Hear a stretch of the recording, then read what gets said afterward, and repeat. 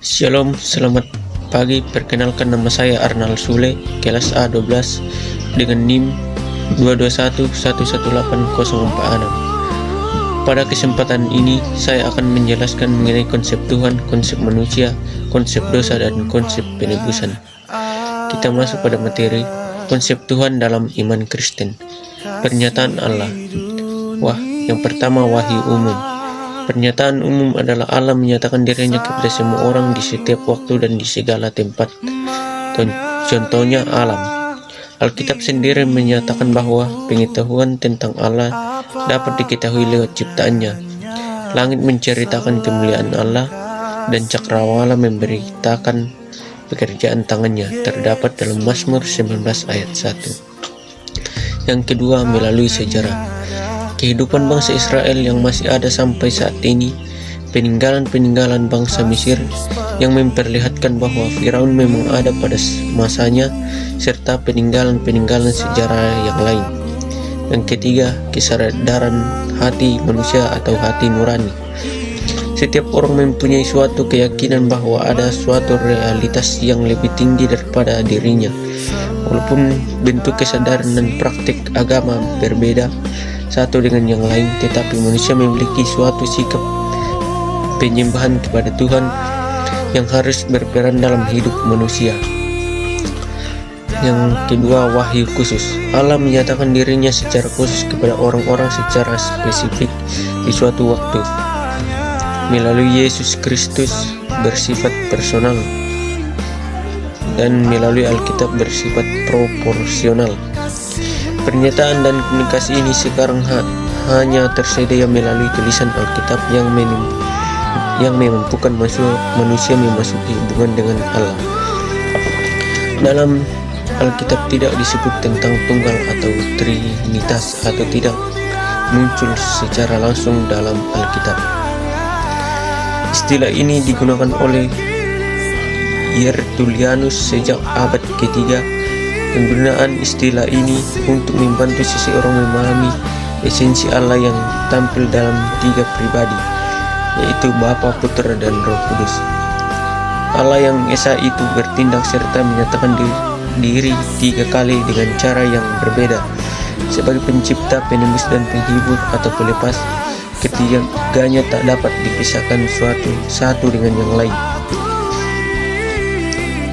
Allah itu hidup itu identik dengan kesadaran diri, berpikir, berencana, bertindak, berkuasa. Allah itu kekal berarti tidak memiliki awal dan akhir. Bagian baik konsep manusia. Asal usul manusia atau raja, tuang matua atau sang pencipta menurunkan aluk yang dinamakan sukaran aluk. Sukaran berarti aturan, aluk berarti agama. Bersamaan dengan itu diciptakan nenek manusia pertama, Datulah Aku. Puang Matu menciptakan segala isi bumi ini dengan menciptakan 8 unsur atau makhluk di atas langit melalui suatu tempat ciptaan yang disebut Sangsi Baru. Yang pertama, nenek manusia bernama Datulah Aku. Yang kedua, nenek racun berbisa bernama Menrantai. Yang ketiga, nenek kapas bernama Laku. Keempat, nenek besi bernama Irako. Kelima, nenek hujan bernama Pong Pirik. Yang keenam, nenek kerbau bernama Menturini. Tahapan kelahiran manusia di atas menjadi dasar pelampiasan sosial atau tanah dalam masyarakat Toraja. Oleh karena itu, tanah dalam masyarakat Toraja terdiri pula dari 4 tindakan, yaitu tanah bulan, tanah basi, tanah karurung, tanah kuak-kuak. Tujuan akhir manusia adalah mencapai nibbana atau kesempurnaan. Untuk bisa mencapai nibbana, mereka harus berbuat benar. Manusia menurut agama Hindu. Agama Hindu secara tegas mengajarkan bahwa makna kehidupan bagi manusia Hindu adalah manusia harus mampu mewujudkan tujuan kehidupan yang digariskan oleh tujuan agama. Manusia menurut agama Islam. Manusia diciptakan oleh Allah SWT adalah makhluk yang paling sempurna dibandingkan dengan makhluk yang lain.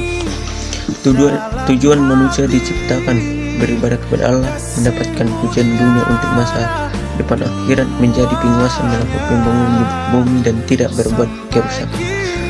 Manusia menurut agama Buddha. Manusia menurut agama Buddha dalam pandangannya bahwa hakikat manusia adalah jiwa dan badan. Jiwa bersifat rohani dan terpisah dari badan jasmani. Dalam pandangan agama Buddha, manusia merupakan keterpaduan dari jasmani dalam batin dan jasmani dan batin. Agama Hindu secara tegas mengajarkan bahwa makna kehidupan bagi manusia Hindu adalah manusia harus mampu mewujudkan tujuan kehidupan yang digariskan oleh tujuan agama. Manusia menurut agama Islam. Manusia diciptakan oleh Allah SWT adalah makhluk yang paling sempurna dibandingkan dengan makhluk yang lain. Tujuan manusia diciptakan beribadah kepada Allah, mendapatkan pujian dunia untuk masa depan akhirat, menjadi penguasa, melakukan pembangunan bumi dan tidak berbuat kerusakan. Manusia menurut agama Buddha. Manusia menurut agama Buddha dalam pandangannya bahwa hakikat manusia adalah jiwa dan badan. Jiwa bersifat rohani dan terpisah dari badan jasmani. Dalam pandangan agama Buddha, manusia merupakan keterpaduan dari jasmani dalam batin dan jasmani dan batin. Jasmani dan batin keberadaannya adalah sebagai suatu kesatuan yang tidak terpisahkan selama manusia hidup. Dengan konsep manusia menurut Alkitab. Yang pertama, Kejadian 2 ayat 7 mengatakan bahwa Tuhan membentuk manusia dari debu dan tanah dan menghembuskan nafas hidup ke dalam hidungnya. Demikianlah manusia menjadi makhluk yang hidup. Tujuan Allah dalam menciptakan manusia adalah untuk memuliakan Allah, sehingga ini yang menjadi alasan kenapa manusia diciptakan serupa menurut gambar Allah.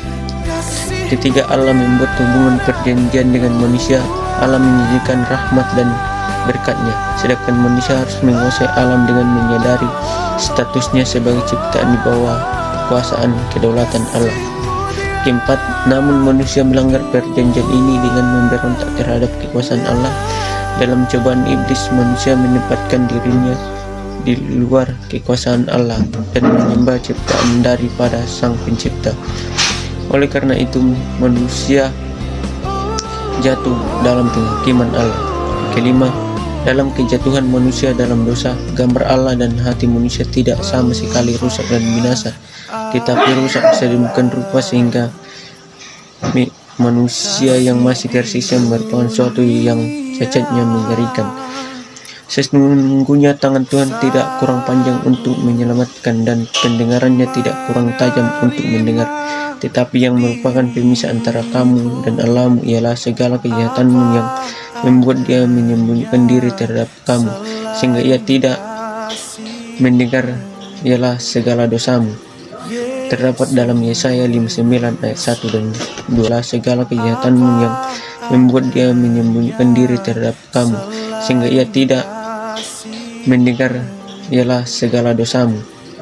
Terdapat dalam Yesaya 59 ayat 1 dan 2. Manusia memberontak kepada Tuhan dengan memilih jalan sendiri. Pemberontakan manusia ini disebut dosa, yang diwujudkan dengan sikap tidak menundukkan diri kepada Tuhan maupun melawan Tuhan. Dosa mengakibatkan keterpisahan manusia dengan Tuhan, sesama, dan dirinya sendiri, dan akhirnya penghukuman kekal. Tuhan itu kasih dan adil. Karena dia manusia dan tidak berdosa, maka dia dapat mewakili kita. Tuhan telah menjembatani jurang pemisah antara manusia dengan dirinya melalui penembusan Tuhan Yesus Kristus. Kata Yesus kepadanya, "Akulah jalan, kebenaran dan hidup. Tidak ada seorang pun yang datang kepada Bapa kalau tidak melalui Aku." Terdapat dalam Yohanes 14 ayat 6. Manusia perlu menanggapi kasih Allah dengan menyeberangi jembatan itu, yaitu percaya dan menerima Tuhan Yesus Kristus melalui suatu undangan yang bersifat pribadi. Tuhan mengundang saudara untuk bertobat, yaitu berbalik dari dosa-dosa saudara dan dengan iman menerima Yesus ke dalam hati saudara, sehingga juru selamat pribadi satu-satunya, lalu mengikuti dia sebagai Tuhan yang saudara patuhi dalam hidup saudara. Sekian dari video saya. Terima kasih.